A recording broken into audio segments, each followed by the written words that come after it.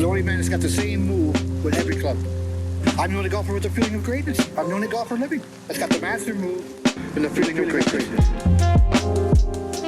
Here's what's interesting, because, I'm thinking through all the stuff I've seen recently, and I just want to do what I want to do. Like, I want to do what I want to do. That was something Mo would say a lot. I just want to, oh yeah, and it's like, so if you ever try to get him to do something he didn't want to do, you're in for it, right? I mean, it just came down to that level. It's like, not interested, not going to do it, not going to do that. I don't want to do that, and what's so messed up about this whole thing is I admire that about him.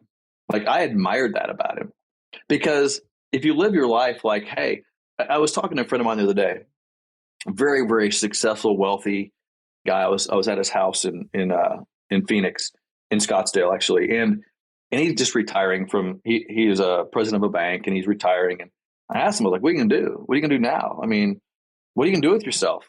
And he goes, I got to find something to do. And I said, I'm probably not the one that should give you advice, but I'm going to give you some advice. I was like, the most important thing that you need to do is just make sure you're around people you want to be around. Mm-hmm. I go, that's all that's going to matter at the end of the day. It's not going to matter that you can't be more successful than you are. There's nothing you need in your life, but here's what you need. You need to make sure you're around people that you want to be around, because how you spend your time is going to it's all that's going to matter from this point forward. Right. And so I kind of think about that with Mo. It's like, I kind of appreciate that about him. It's like, I'm only going to do the shit I want to do. Yeah. Yeah. I mean, and he only is going to hang with people he wanted to. I mean, that was one of the odd things one of the many odd things about Mo was that if you didn't know Mo, you got zero time with him. And, even people who played golf with him, I mean, it was like, it happened to my father. My dad admired Mo for his ball striking. And he went up to him one day. And I think it was even at Sunningdale in London, Ontario, where my dad played golf. And there's some other people around and said, hi, Mo. Actually, I think it was, I had already written a book. Hey, I'm Tim O'Connor's dad. And, Mo, I used to watch you at the Hunt Club and 1964. Ooh, long time ago. Don't know you. And like, my dad was like embarrassed, that Mo basically blew him off. Mm-hmm. And Mo would do that to people. And if people didn't pick up on that, basically he would tell them, to do anatomically impossible things to themselves. Mm-hmm. And, but so there's part of that it was like disconcerting, it embarrassed people. But to get back to your point there, so you could kind of admire, well, Mo didn't suffer fools gladly, because there's a lot of people who want to just, hey, I'm talking to Moe Norman, like mm-hmm. Mm-hmm. They wanted it, or could you imagine Mo in the selfie world? Oh my God. Well, yeah. He wouldn't. But the thing about Mo was that again, the contradictions of Mo and the complexity was that many people had this view of Mo that he was like a recluse, a hermit, like that he lived under a bridge and he was antisocial. Not true. No. When Mo was your friend, there was nobody more loyal, nobody more willing to help. He loved his friends, his golf professional friends. And when he was on the Canadian tour, if he heard some guy was struggling with money, he would just give the guy, he'd just throw like a couple thousand on the green and let the guy have it. You said it in your interview in the documentary that Mo's network of friends, his support system, were all the pros, all the people he could connect with in the game of golf. And that's who that was his social network of people that supported him, the Mike March of the world. And I'm sure there's a bunch of other guys that I don't know, that he, Gus Maui, obviously, and Nick Westlock and all those guys, they were his network, and they understood him and they accepted him and they knew how to be with Mo and take care of him. And he supported them as well. That's a cool part of the whole deal, is that he wasn't a recluse. Here's what makes me sad about Mo, though, is he seemed lonely all the time. Like, it just seemed lonely. And that's the part that hurts me about Mo, because, I know that, you listen to this self-help stuff, because he started listening to all that self-help stuff and got into all that stuff. Earl Nightingale. I saw all these tapes in his car, Tony Robbins and all this stuff. And whenever I love that stuff, I dig into it as well because it gives me comfort in the fact that I'm not alone in my struggles. It's like I try to figure out what value does this self-help stuff actually do for me? And it's like, okay, is it motivational? Not really. I mean, it's kind of motivational, but it's kind of like, but what it does, it gives me comfort that I'm not the only suffering person out there. And that there's, I mean, that's at the end of the day, that's kind of what I feel about it. Is like, okay, I'm not the only one that thinks this is all, that is lonely, or whatever. Well, Moe was just a lonely guy. And so he found ways to get around that. But I have a video of Moe walking into his hotel room, and I'm looking, and the camera looks around the room, and man, it's like, here's what I know. I don't like to travel much anymore because I don't like empty hotel rooms. I just, I'll flick the TV on and I'll leave and I'll come back just so there's noise in the room. Exactly. I just don't, it just, I don't feel connected when I'm in a hotel room in the middle of nowhere. And, God, when I look at this video of Moe in this hotel room, it just makes my heart sink because he went back there every day. And the clothes are hanging in the corner, just barely hanging on the rack. There's crap on the floor. There's a little TV set sitting there. He has a bed and there's one like little dresser sitting there. And it's just one room, hotel room. And that's what he went back to every night. And I'm like, oh God, it's just heartbreaking, Yeah, and so totally. Because I always tell people during the day, I'm busy. I'm with the team. I'm with the company. I'm with students. I'm at schools. I'm doing stuff. Man, nothing's more lonely than going back to a hotel room at night by yourself. And, now we have cell phones and now we can hop on a Zoom call or we can do whatever and maybe connect. I could tell my wife FaceTime. Man, they didn't have that back when Moe was in that hotel room by himself. He couldn't, they might have a phone or something, but it's not like today. What a lonely, that's the thing that when I look at Moe, I'm like, God, the loneliness of that, of how he Totally. felt Well, sometimes. that's part of, that's why I think that Moe's story it's bittersweet. So what's, so sweetness. I remember Gus Maui saying this, that, here was a guy who wanted to become, at a certain point, he realized best ball striker, people like, I'll be the best in the world. Well, he achieved that. He got to do what he generally wanted to do. Yes, he didn't be able to take advantage of his skill to earn, lots of money, and earning money was a big thing to Moe. Money was a big deal to Moe. He had a scarcity thing for sure. So he wasn't really able to take advantage of that, but Moe was able to do generally what he wanted to do, hit golf balls, do that type of thing. However, some of the bitter part is exactly what you talked about, the loneliness, because Moe didn't have someone to go back to, at night to talk to. And I don't care where you are, whether it's on a spectrum of autism or whatever's going on. Human beings are social animals. And there's study after study that shows that particularly single men die earlier than anybody else because they're lonely. They don't take care of themselves. And Moe is a poster boy for that. But so, this is stuff that you and I dig into all the time because we talk whenever we get in conversations, this is where we go. But it's it's purposefulness in a lot of ways. Because I think about this a lot, like what's my purpose and why do I strive so hard and why am I building this company? And number one, I think 100% that everything we do is of service. So I'm building a service company because I want people to have fun playing golf. So I'm building a company that can help people do that.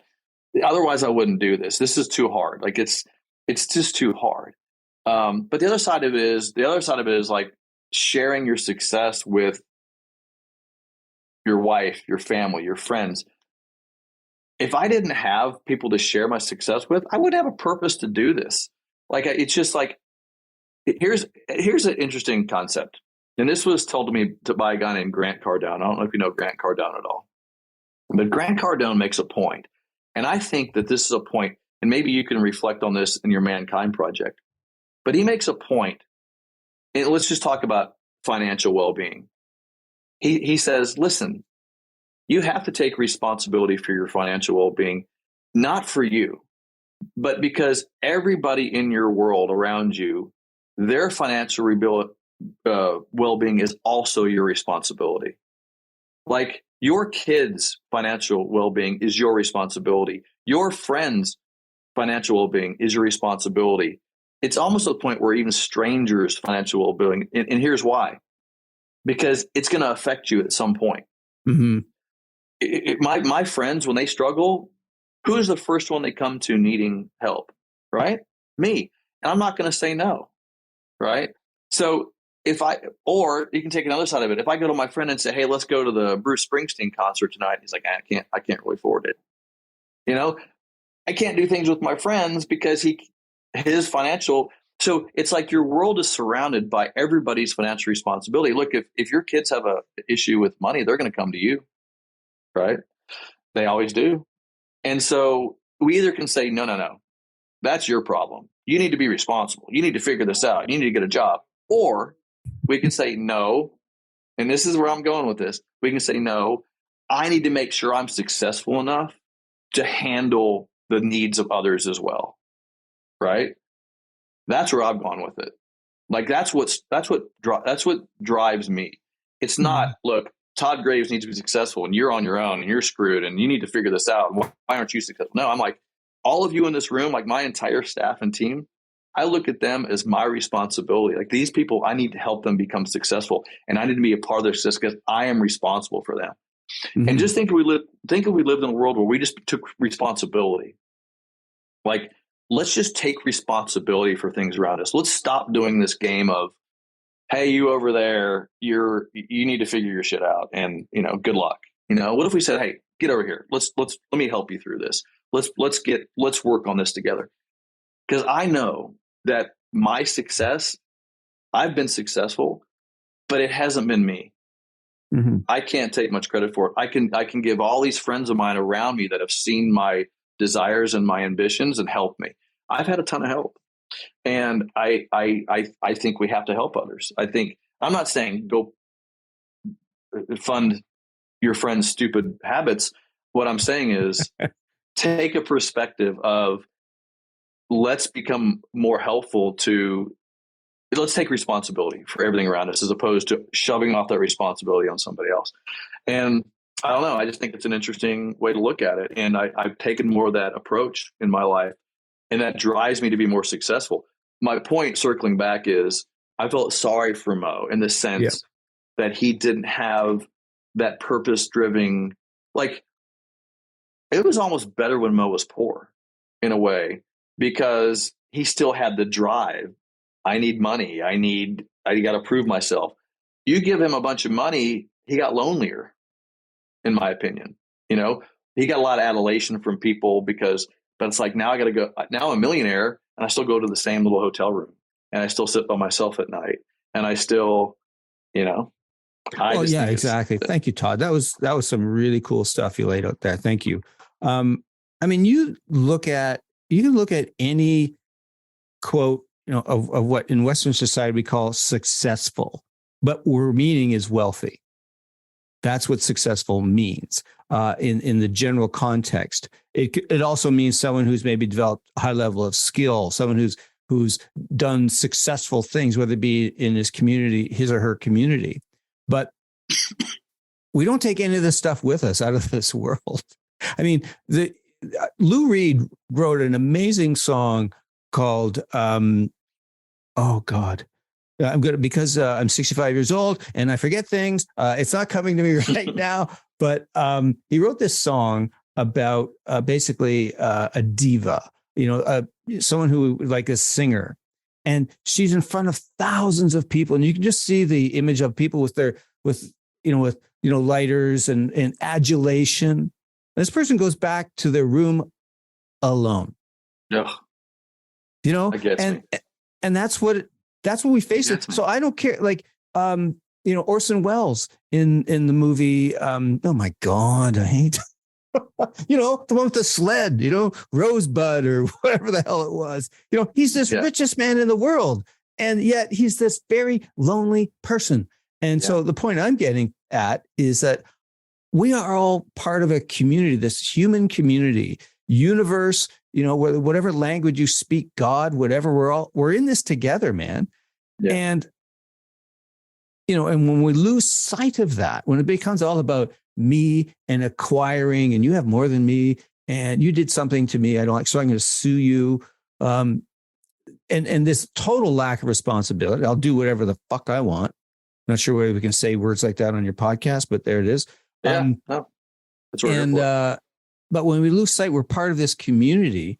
See, one of the things that I find that so when people talk about in spirituality, someone's like a monk, and they have peace and equanimity.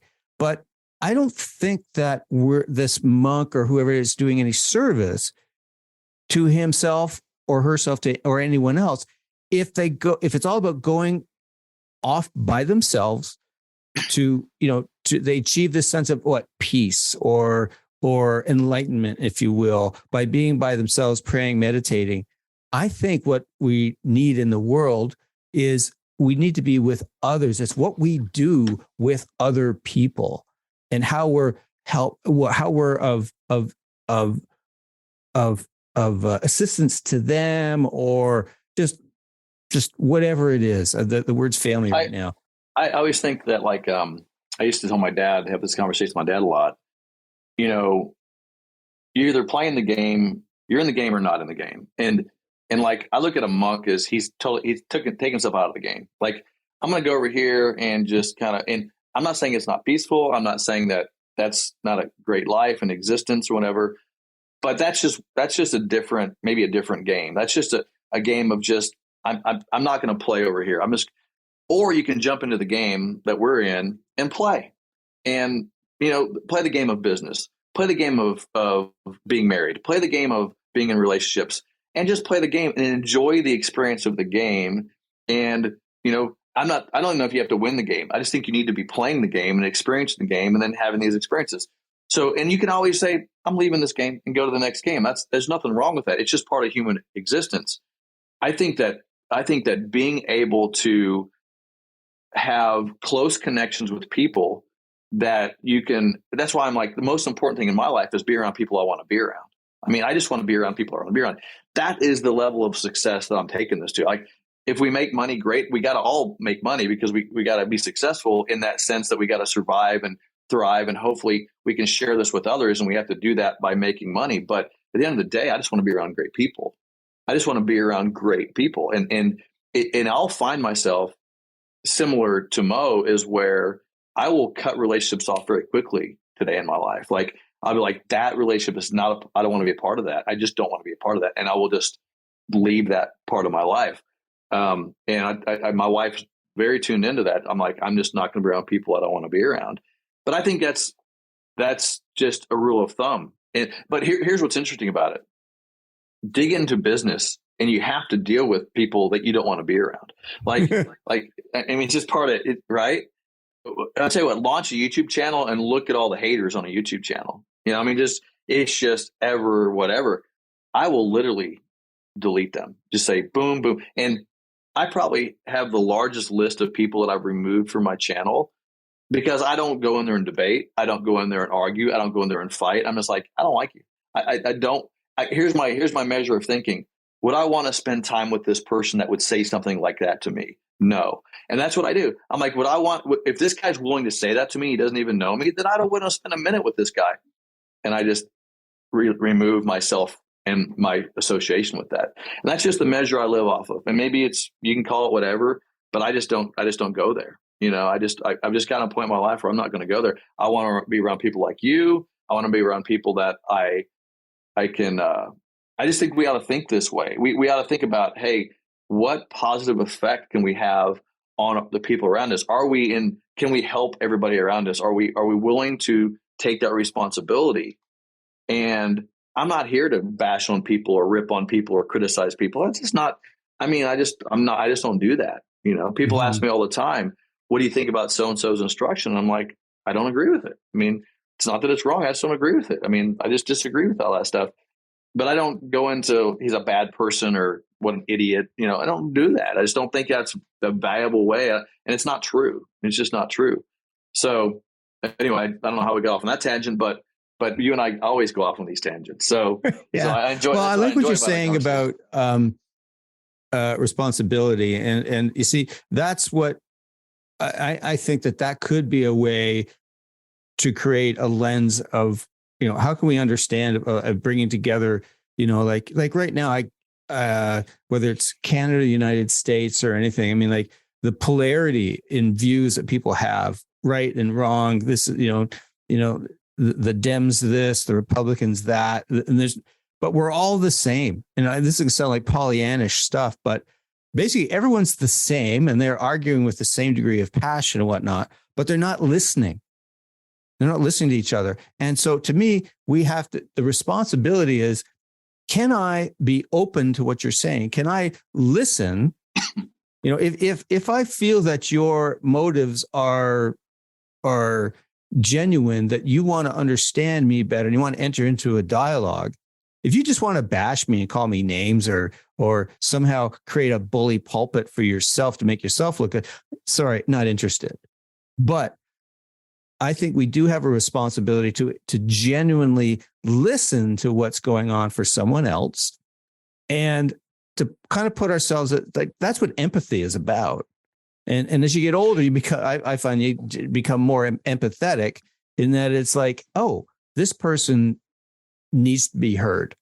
I need to understand their words, their energy, and what's going on inside them. And to me, that's a responsible thing to do. And that's where we could get greater understanding of each other. And, if that's, if I got the rose-colored glasses on, you want to call me Pollyanna, go for it. Yeah, I think I agree with all that. The question I always have, though, is what are you going to do? I think if we all just took the idea of I'm responsible, you're not responsible for how I feel. Like you're not. I don't care what you say to me. You're not responsible. Now, I may not like it and it may hurt my feelings or it may, trigger something in me, a childhood trauma, but that's me reacting to something you said. You didn't do anything to me. So I have to take responsibility for why I reacted the way I did to that. But to me, on a broader scale, I mean, we all need to take responsibility for ourselves. We also need to take responsibility for what we do. And so my question is like, what are you going to do? Because at the end of the day, whatever you're involved with, it comes down to the actions you take. And then you measure those actions. Are those actions beneficial to people around me? Or are they not beneficial to people around me? Right. And so to me, we have to do some measurements on that. And that's what I think is look, I'm not I don't get into politics, but I watch politics and I watch what goes on, and I'm just like, God, there's such a lack of responsibility. It's just a blame game. And then they do things that they haven't thought through enough, or there's so much of agenda behind what they do. So to me, it's like we have a really great team here at Graves Golf. Like right now, we have a very solid team. And you and I talk about this a lot because we have lots of conversations. We talk business and shop and all the time. But in the last 3 years since COVID, it's been a very weird experience in business. It's been a government control, government handing out money, can't hire employees. Then companies are kind of freaking out going, oh, we got to find people. And then they're trying to hire people away from you. So keeping a team together, I don't know if anybody realizes how complicated. A lot of guys I deal with, their businesses, they've retired, they don't do it anymore. But man, if you're in the game of business right now, it is a freaking shit show. It's to me, it's kind of clearing up a little bit right now because the dust is kind of settled and reality check has kind of come in, but it's not all the way there yet. But right now we have solidified a team that I would say is a bunch of mature, responsibility taking individuals that take, and if I had to sum it up into one thing, they all take responsibility for their own success.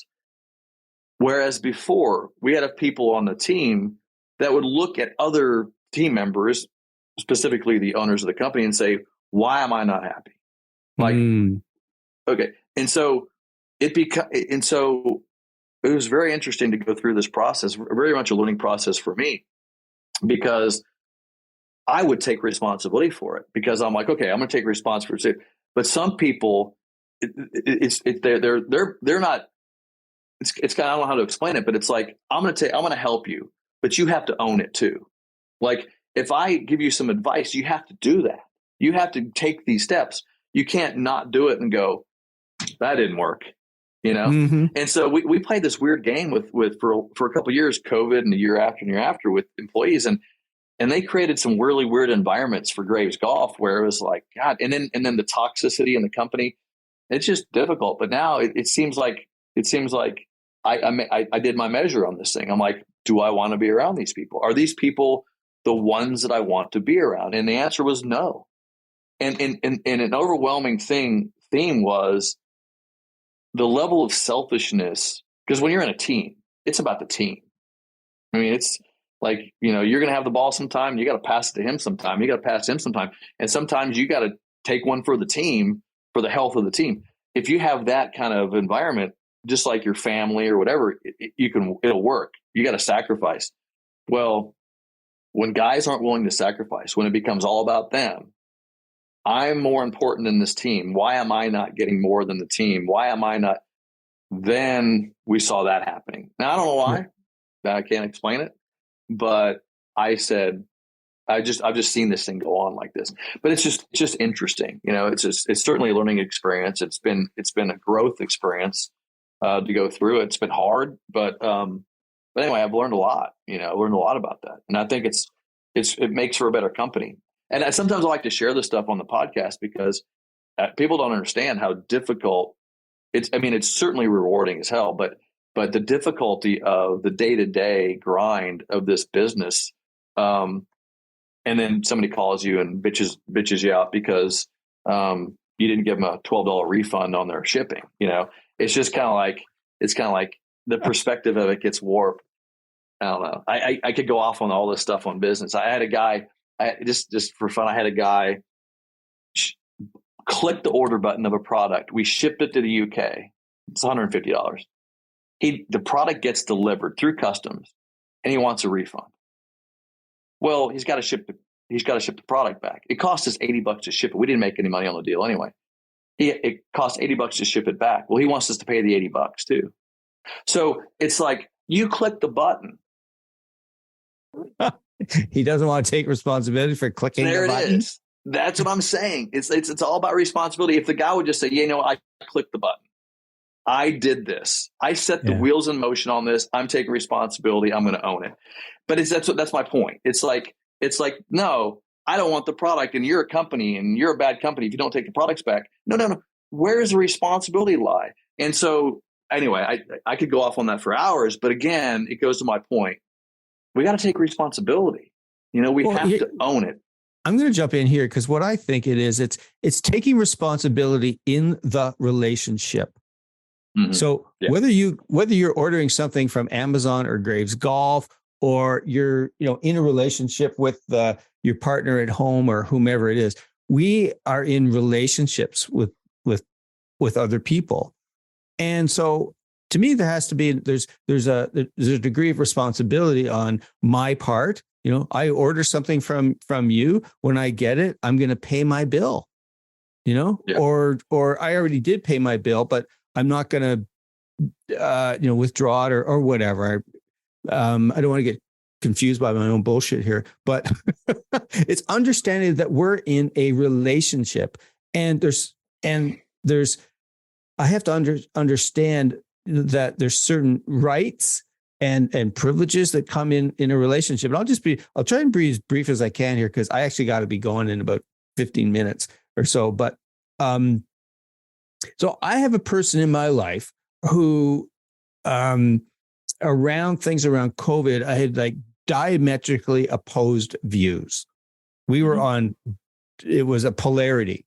And so I was really struggling with what to do with this person. And it was like, do I just cut that person off, like, defriend on Facebook, never talk again. This is someone really close to me.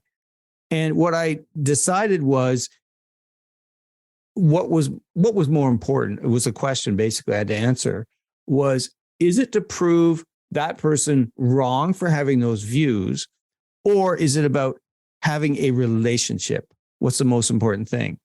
And I went for having a relationship. Mm-hmm. And that's understanding sort of so I had to set some boundaries up around things that we could talk about and things we couldn't. And so managed to maintain that relationship. But it was, that to me that's just my little piece on it. Were you able to get past it? Yes. Yeah. Good. That we maintained a really good relationship. Every once in a while, if there's a few beers, float into, little look, and I go, no, time out. No, we ain't going there, because that ain't going to work. It just ain't going to work. And I'll share this story, because you were a part of this story. And this kind of circles back to the whole Moe Norman thing. You and I have been through a lot with Moe Norman. And I don't share this information with too many people, but there was a time when, I was negotiating with Natural Golf, which I ended up buying the company. And then I was negotiating with the Moe Norman estate, which owned the rights to Moe, and these licensing issues and these legal issues and stuff like this. And on the other side of that, there was Moe's family, which I always say half the family loves me, half the family thinks I'm, the Antichrist.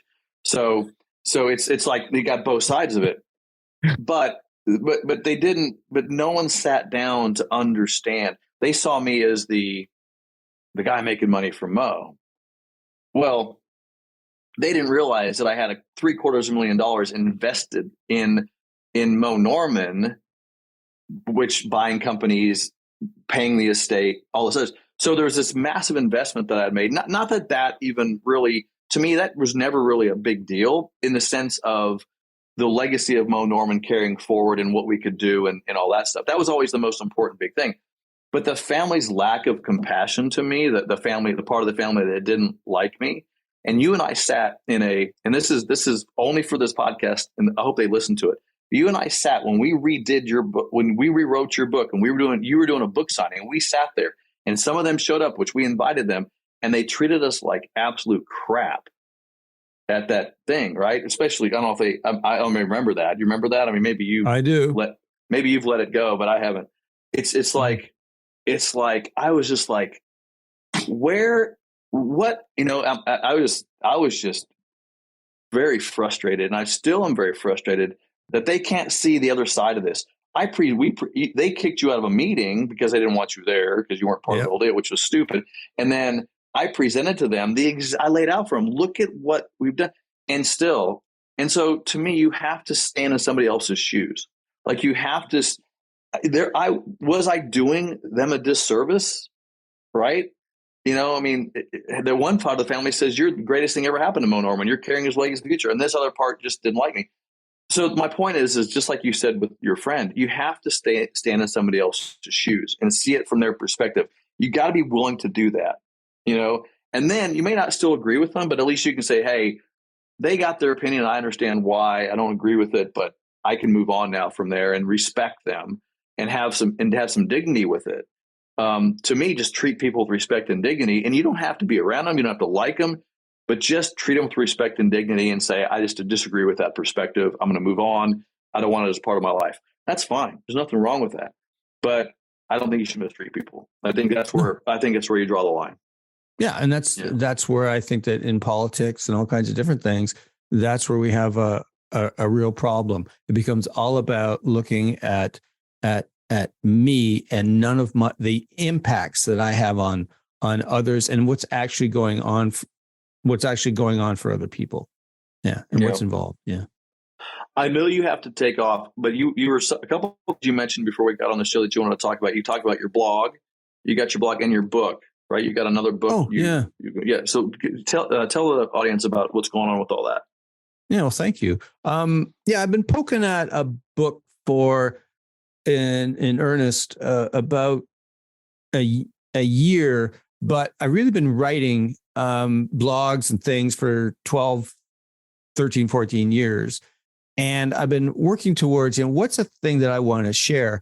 And so I came up with the thing would happen over and over again. It's kind of like, I used to talk about this, like sort of what's Tim O'Connor putting out there? And so I was leading a clinic, a putting clinic. I kind of didn't know what to call it. And it was like, one of the things that we're going to do is show people how you can putt well without changing your putting stroke, or without basically thinking about technique very much. And it said, you can putt with a quiet mind. And went, whoa, there it is. Nice. Quiet mind golf.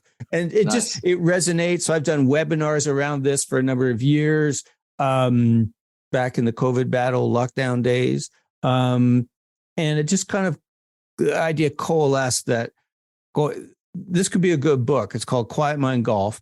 And I'm working towards bringing that to a conclusion. I've been basically writing it for 12, 14 years, but through various little bits. But now I'm just getting it organized and handing it off to someone to making it into a book. So I'm excited about that. Nice. But I'm also, one of the things that I've done in the last year or so is to get basically taking a deeper dive back into writing.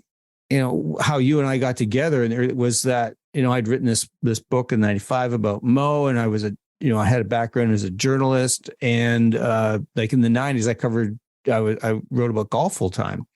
I was at Augusta in 97 when I saw Tiger win the first time. So really fortunate in that regard. But I went into consulting with Canadian golf companies, really around kind of that helping on the media side, and left writing.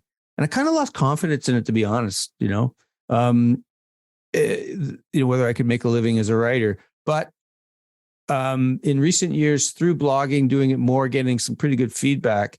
And I was enshrined in the Ontario Golf Hall of Fame in 2020 as a writer for basically my contributions.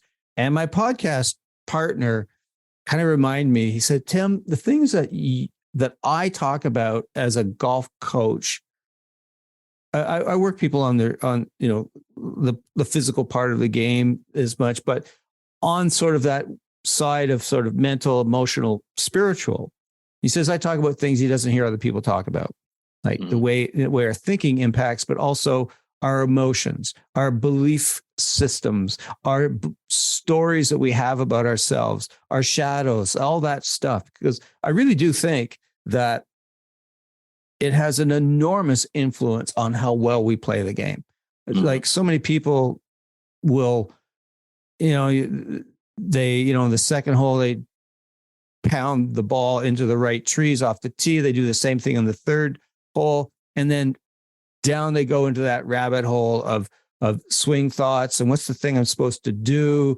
And of course it doesn't work because you can't swing and think at the same time. And then, the stories and all, and write down. So, and really the problem you had in that game wasn't necessarily the fact that your swing wasn't in the groove that day, but you went down this rabbit hole of negative emotion, and you're thinking and basically the thinking patterns that you've had since you were a little kid, for gosh sakes.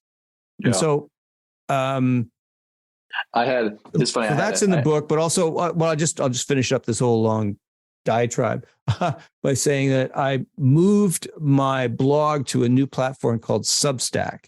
And it's just a much better platform for writers to communicate with people. And so I'm really jazzed, been on it for how do they find you? How do they find you? They go to Substack. Is it website? Yeah, they go to Substack and search you.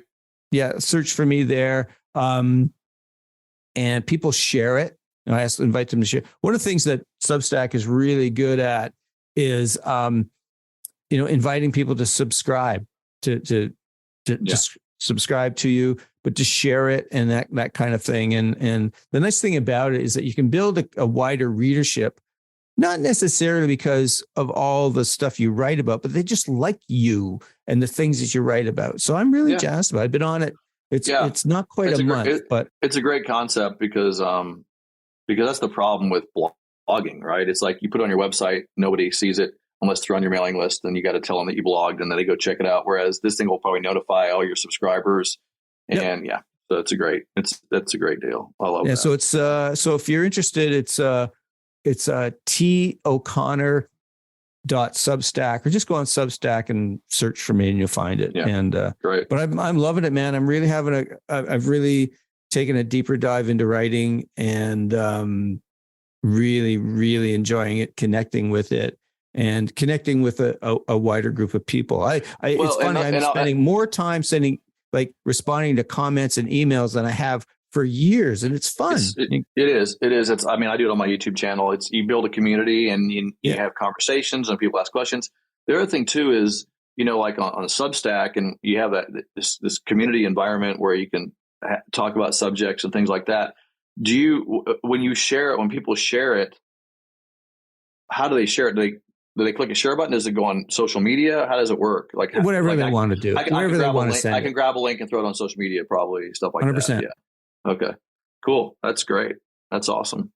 Hey, Tim, I have more questions for you, believe it or not, but it's not Moe related, but we're going to get on another podcast here because I'll feature these questions. But I will say this before we wrap up.